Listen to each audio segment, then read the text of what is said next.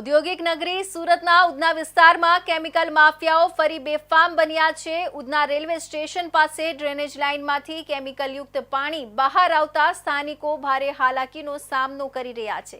ચોમાસામાં વરસાદી પાણી સાથે ભળેલું આ ઝેરી પાણી રસ્તાઓ પર ફેલાતા લોકોના સ્વાસ્થ્ય માટે ગંભીર જોખમ ઊભું થયું છે।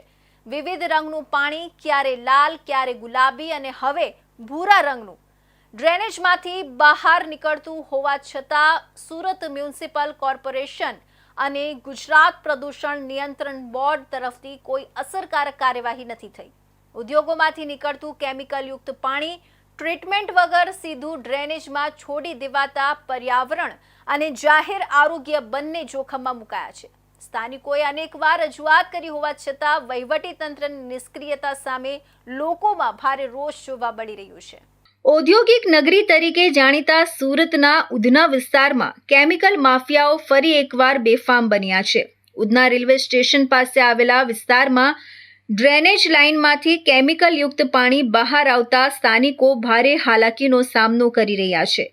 ચોમાસાની ઋતુમાં વરસાદી પાણી સાથે ભળેલું આ કેમિકલયુક્ત પાણી રસ્તાઓ પર ફરી વળ્યું છે, જેના કારણે લોકોને તેમાંથી પસાર થવાની ફરજ પડી રહી છે। આ એક ગંભીર સમસ્યા છે, કારણ કે આ પ્રદૂષિત પાણીમાં પગ મૂકવાથી ચામડીના રોગો અને અન્ય સ્વાસ્થ્ય સંબંધિત સમસ્યાઓ થવાનો ભય રહે છે। છેલ્લા કેટલાક સમયથી આ વિસ્તારમાં જુદા જુદા રંગના પાણી બહાર આવવાની ઘટનાઓ સામે આવી છે। પહેલા લાલ, પછી ગુલાબી અને હવે ભૂરા રંગનું પાણી ડ્રેનેજમાંથી બહાર નીકળ્યું છે, જે સ્પષ્ટપણે દર્શાવે છે કે ઔદ્યોગિક કચરો બેફામ રીતે ડ્રેનેજમાં ઠાલવવામાં આવી રહ્યો છે। સ્થાનિકોએ આ અંગે અનેકવાર સુરત મ્યુનિસિપલ કોર્પોરેશન અને ગુજરાત પ્રદૂષણ નિયંત્રણ બોર્ડને રજૂઆતો કરી છે, છતાં કોઈ નક્કર કાર્યવાહી કરવામાં આવી નથી। સ્થાનિક વહીવટી તંત્રની નિષ્ક્રિયતા સામે લોકોમાં ભારે રોષ જોવા મળી રહ્યો છે। આશ્ચર્યની વાત તો એ છે કે ઉધનાના ધારાસભ્ય દ્વારા પણ આ અંગે અધિકારીઓને રજૂઆત કરવા છતાં પરિસ્થિતિ જેસે તે રહી છે।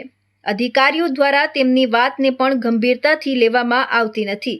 ઉદ્યોગોમાંથી નીકળતા કેમિકલયુક્ત પાણીને ટ્રીટમેન્ટ પ્લાન્ટમાં ટ્રીટ કર્યા વગર સીધું ડ્રેનેજમાં છોડી દેવાતા પર્યાવરણ અને જાહેર સ્વાસ્થ્ય બંને જોખમમાં મુકાયા છે। આ પરિસ્થિતિ જોતા જણાય છે કે કેમિકલ માફિયાઓ પર કડક નિયંત્રણ લાવવાની તાત્કાલિક જરૂર છે। જો આ પ્રદૂષણ પર અંકુશ નહીં આવે તો આગામી સમયમાં વધુ ગંભીર પરિણામો આવી શકે છે।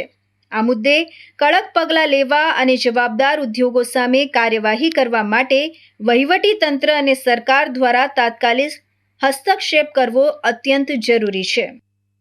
તો હવે સમય છે એક વિરામનો।